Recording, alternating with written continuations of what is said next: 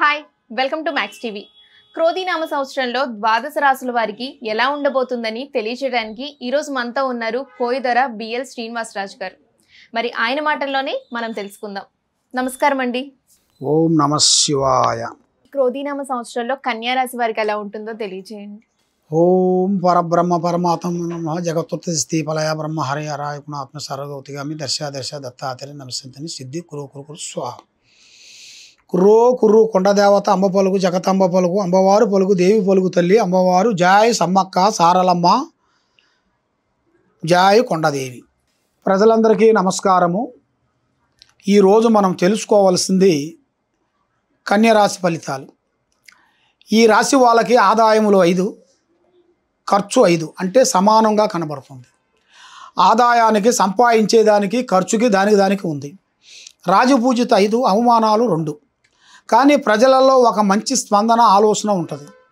కానీ మనకి నచ్చని వాడు మన పక్కనే ఉండి మనల్ని ఇబ్బంది పెడుతూ మన విషయాలని పబ్లిక్ చేస్తూ మనల్ని అధోగతి పాలు చేసే యోగాలు కనబడుతున్నాయి. కాబట్టి మీరు ఏ కార్యక్రమాలు అనుకున్నా ఏది చేయాలనుకున్నా కూడా పెద్దవాళ్ళ ఆశీర్వాదం చాలా ఇంపార్టెంట్. అమ్మా నాన్న ఆశీర్వాదం తర్వాత మన అమ్మా నాన్న తర్వాత మనకి పెద్దవాళ్ళు ఎవరుంటారో వాళ్ళని ఆశీర్వాదం తీసుకోవాలి, వాళ్ళ డైరెక్షన్ తీసుకోవాలి. ఇక మనకు తెలిసిందిలే మేము చదువుకున్నాము అయిపోయింది మాకు చదివేసాం ప్రపంచాన్ని అని అనుకొని పోతే అది ఏదో ఒక రూపంలో మనల్ని ఇబ్బందులు అయ్యే మార్గాలు కొన్ని ఉంటాయి. కాబట్టి అధాగతి, యోగాగతి, పారాగతి అన్నాడు. ఈ 3 ఉంటాయి మనిషికి. ఈ 3 అంటే ఈ 3టిని మనం జాగ్రత్త చేసుకుంటూ పోవాలి. ఈ 3టిలో ఏదైనా ఒకటి తగ్గిందిరా అంటే ఇబ్బంది పాలయ్యే మార్గాలు ఉంటాయి, లేదు అధోగతి పాలయ్యే మార్గాలు కూడా చాలా వరకు ఉంటాయి. కాబట్టి ఈ రాశి వాళ్ళకి మంచి అదృష్టము, జీవితము, అష్టైశ్వర్యాలు, భాగ్యభోగాలు, అభివృద్ధిగా రావాల్సిన విధానాలు కొన్ని కనబడుతున్నాయి.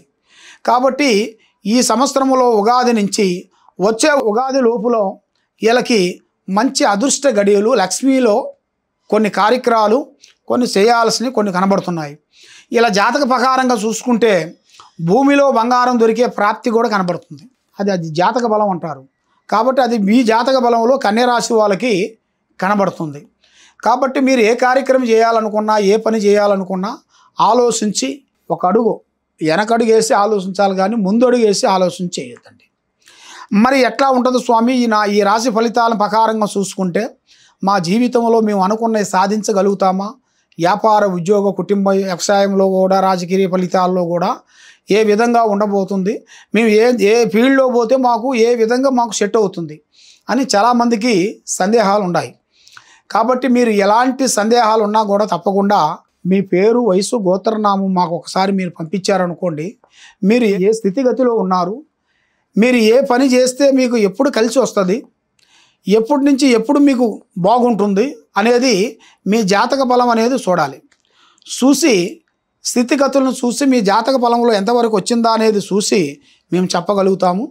కాబట్టి మీరు ఏ కార్యక్రమం అనుకున్నా ఏది చేసినా కూడా మీకు పెద్దవాళ్ళ ఆశీర్వాదం చాలా ఇంపార్టెంటు. వాళ్ళ ఆశీర్వాదం తీసుకొని మీరు వెళ్ళండి, మీకు చాలా మంచి జరుగుతుంది. చేయాల్సిన కార్యక్రమం కూడా 1, 2, 3 ప్రయత్నాలు ఉన్నాయి.